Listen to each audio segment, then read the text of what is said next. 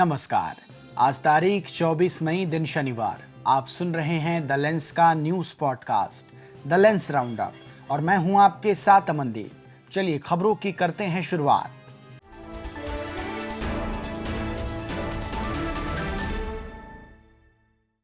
अमेरिकी राष्ट्रपति Donald Trump ने यूरोपीय यूनियन के देशों पर 50% टैरिफ लगाने की धमकी दी है।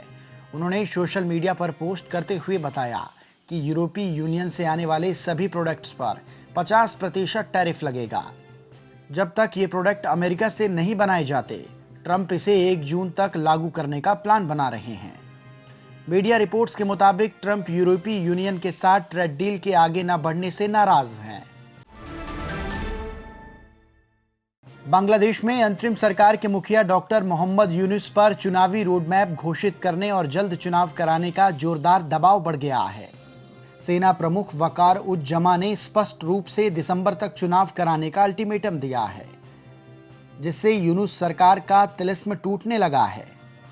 इसी बीच छात्र संगठनों ने साफ शब्दों में कहा है कि जब तक चुनाव सुधार नहीं हो जाते और शेख हसीना के शासनकाल के कथित अपराधों की जांच और सजा नहीं दी जाती, वे किसी भी आम चुनाव को स्वीकार नहीं करेंगे।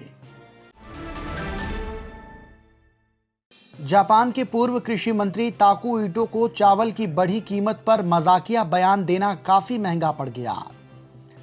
यहां तक कि उन्हें इस्तीफा देना पड़ गया। उन्होंने कहा था कि वो कभी चावल नहीं खरीदते हैं, बल्कि उन्हें मुफ्त में मिलता है। इस बयान के बाद महंगाई से जूझ रही जनता का गुस्सा भड़क गया। इटो ने बुधवार को प्रधानमंत्री ऑफिस जाकर अपना इस्तीफा सौंप दिया। अमेरिकी राष्ट्रपति डोनाल्ड ट्रंप ने देश में न्यूक्लियर एनर्जी का प्रोडक्शन बढ़ाने के आदेश दिए हैं। उन्होंने इसे अगले 25 साल में 300% तक बढ़ाने का लक्ष्य रखा है। ट्रंप ने शुक्रवार को व्हाइट हाउस के ओवल ऑफिस में इससे जुड़े आदेश पर साइन किए। इस दौरान उन्होंने कहा कि अब वक्त न्यूक्लियर एनर्जी का है और हम इसका प्रोडक्शन बड़े पैमाने पर करने जा रहे हैं। अमेरिका में मैसाचुसेट्स के एक फेडरल जज ने शुक्रवार को ट्रंप सरकार के उस आदेश पर अस्थायी तौर पर रोक लगा दी, जिसमें हार्वर्ड यूनिवर्सिटी में विदेशी छात्रों के एडमिशन पर रोक लगाई गई थी। ये फैसला अमेरिकी गृह मंत्रालय के उस बयान के एक दिन बाद आया, जिसमें कहा गया था कि विदेशी छात्रों को हार्वर्ड से ट्रांसफर करना होगा, वरना उनका वीजा खतरे में पड़ जाएगा। शुक्रवार सुबह हार्वर्ड ने ट्रंप प्रशासन के खिलाफ मुकदमा दायर किया। देश में कोरोना के मरीज लगातार बढ़ रहे हैं। उत्तराखंड और हरियाणा में आज 3-3, उत्तर प्रदेश में 1 मामला सामने आया। बीते 3 दिन में महाराष्ट्र के ठाणे में 10 मामले सामने आ चुके हैं। 23 मई को अहमदाबाद में 20, उत्तर प्रदेश में 4, हरियाणा में 5 और बेंगलुरु में 9 महीने का एक बच्चा कोरोना पॉजिटिव पाया गया। इस तरह देश में अब तक कोरोना के 342 एक्टिव केस हैं, जबकि 2 लोगों की मौत हो चुकी है। भारतीय सीमा में घुस रहे पाकिस्तानी घुसपैठिए को बीएसएफ ने मार गिराया है। घटना 23 मई की रात की है। शनिवार सुबह सिक्योरिटी फोर्स ने इसकी जानकारी दी। बीएसएफ ने बताया कि गुजरात के बनासकांठा जिले में जवानों ने एक संदिग्ध व्यक्ति को इंटरनेशनल बॉर्डर पार करते हुए देखा। उसे रुकने के लिए कहा गया। जब वो नहीं रुका तो गोली चलानी पड़ी। उधर गुजरात एटीएस ने कच्छ से एक पाकिस्तानी जासूस सहदेव सिंह गोहिल को भी अरेस्ट किया है। राहुल गांधी जम्मू कश्मीर के पुंछ पहुंचे।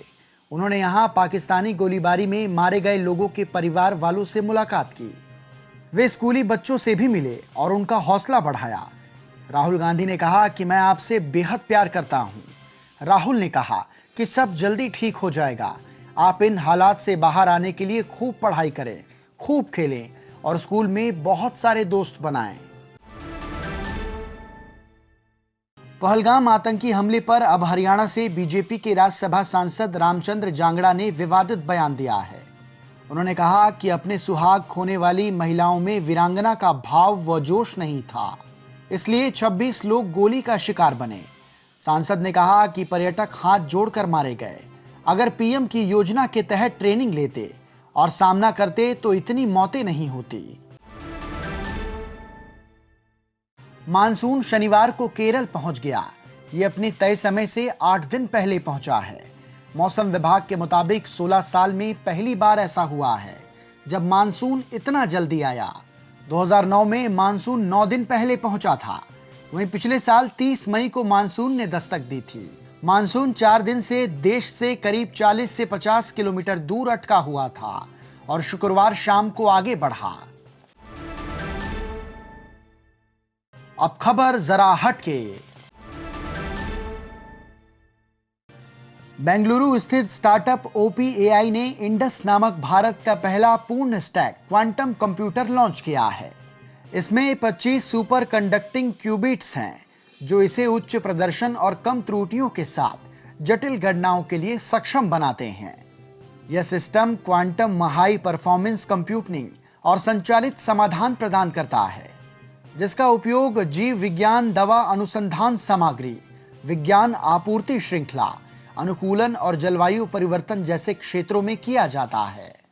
यह पहल भारत की राष्ट्रीय क्वांटम मिशन का हिस्सा है, जो देश को क्वांटम प्रौद्योगिकी में वैश्विक नेता बनाने का लक्ष्य रखता है। इसी के साथ हमारे इस पॉडकास्ट में फिलहाल के लिए इतना ही। कल फिर होगी आपसे मुलाकात। अभी दीजिए आज्ञा। नमस्कार।